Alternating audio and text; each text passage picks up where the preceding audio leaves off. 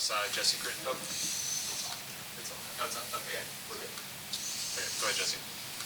Hey Jeff, you mentioned after the game some of those pre-snap penalties that hurt you guys during the game. Is that something going into the next week you really put a focus on to try to fix, or is that something that you don't want to put too much emphasis on to over-focus on it? No, we're going to put a ton of emphasis on it. We talk about playing smart, clean football every single day of the week, and we've got to do that. We got to do a better job coaching it, and again, we've been pretty clean, and then for whatever reason, Saturday evening we weren't, so we got to get it right.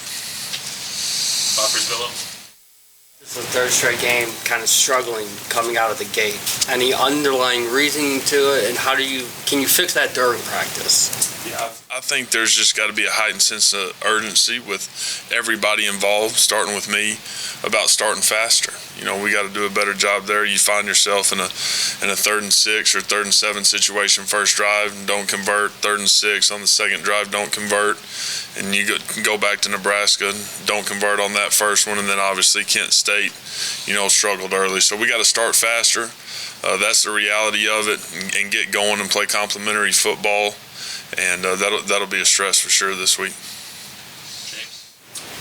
Jeff, now that you've looked at it totally, how well did you guys really play offensively against Kansas State? Well, we did some really good things. I think, again, still the frustration is in the fact that 5 offensive penalties, and they killed drives, and we found ourselves, we were really bad on 3rd down. We had 5 3rd and 7 plus where we didn't convert a single one. 3 of those 5 were because of pre-snap penalties. One of them was because of a drop, and so you look at that and you think, man, you got a chance to be a lot more efficient if those things don't happen. And obviously, again, it's going to start with me and with us, and finding a way to make sure we're playing cleaner and smarter, but did some great things. Like, if you just look from a statistical standpoint, what happened, pretty dang good, but it ain't good enough. We got to play cleaner, we got to play better, and do whatever it takes to go win the football game.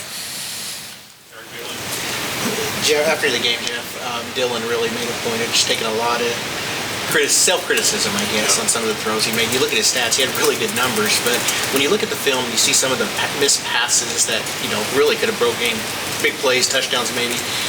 What do you tell Dylan? What do you see on some of those plays, those missed throws? Yeah, it's such a fine line, and that's the reality of this game. You step into that arena, you're going to want some things back. And again, I thought he played his butt off. He played incredibly tough. He led. He did a lot of things really, really well, but he's going to want some of those back. He wants a couple of those back. And it's like I said right after the game, I want a couple calls back too. So again, that's the nature of stepping in that arena. We're not going to want him to play perfect. We want him to play perfect, but that's not the reality of the position with everything that we ask him to do. So just continuing to get better and creating a sense of urgency with everybody in that locker room and with us as a unit offensively to make sure we're playing cleaner and cleaning up the penalty part of it. Because again, I think if that's better, we're sitting here and it's a little bit different story. Yeah, Jeff, I know we've asked you about time of possession before, and obviously that's not just on your side of the ball. But when you see games like Saturday with the really short possessions on your end, and obviously what that does on the other side, do you have to adjust what you're doing, whether it's a tempo or anything else, to try to stretch that out, and whether it's save the defense or just try to grind down defenses on the other end? No, we didn't feel that way on Saturday night. It was all about taking advantage of opportunities and scoring touchdowns. So that was the reality of it, because of the fact that we go down 14-0, we start the way we do offensively, and we don't help ourselves. Then at that point, you got to take advantage of every opportunity you get, and at that part of the game, it's about scoring touchdowns, and that's what we needed to get accomplished. We didn't score enough of them. That's why it ended up the way it ended up. Jeff, it's kind of silly, but you acknowledged it Saturday night, having some of that stadium noise. What are some of those internal conversations that you guys have after, when your offense is maybe even too fast for your own PA announcing? Yeah, I think some of those things will get cleaned up, and it's just everybody getting used to how we're playing. But I think that part of it will get cleaned up. Jeff, had a couple of high snaps, didn't result in fumbles, anything like that. What does that do for Dylan as far as having that right at the start of the play and in your rhythm as far as how fast you want the offense to go?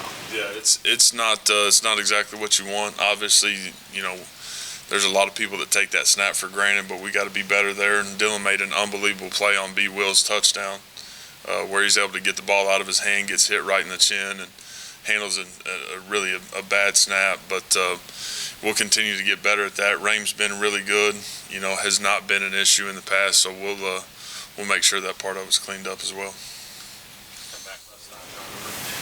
Jeff, I remember when Philip Montgomery got to Tulsa, they ran a spring scrimmage, and they were out there moving up and down, tempo. And the chain gang couldn't keep up. Chain gang had no idea what was going on. Is that a situation kind of like we're talking about out here with the PA announcer, where he's moving at a certain pace, but you're already way ahead of him? And have you ever come across that before, where your tempo is just too fast?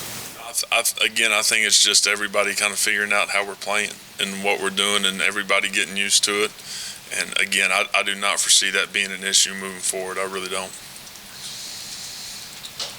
That's all I had in the queue. Any more questions? In terms of fixing some of the slow start that was addressed earlier, how do you literally go about that in practice, about starting with cleaner, getting more efficient on your opening drive? Is that something you can actually practice?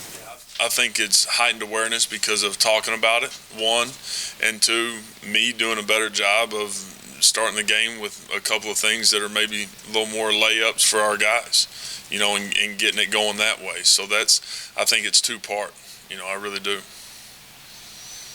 Okay, back to James.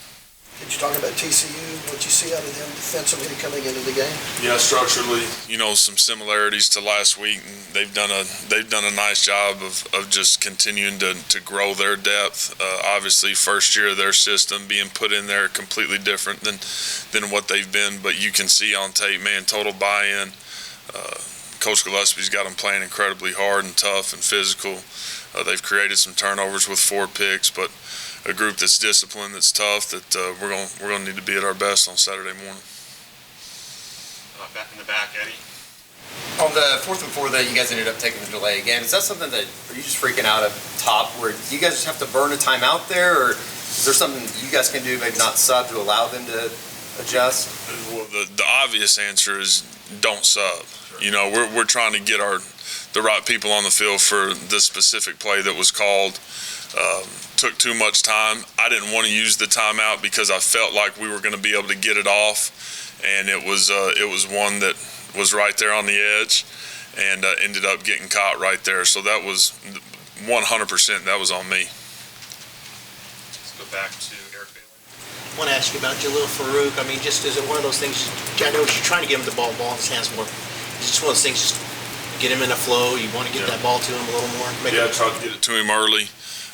Jalil again did some really good things, made the great play down their sideline, and pitched it to him on the reverse the one time, and tried to get him to touch early in the game.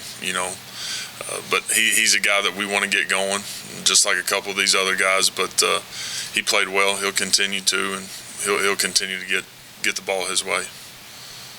Back on the right, Ryan Jackson. Eric Gray has looked better and better each game.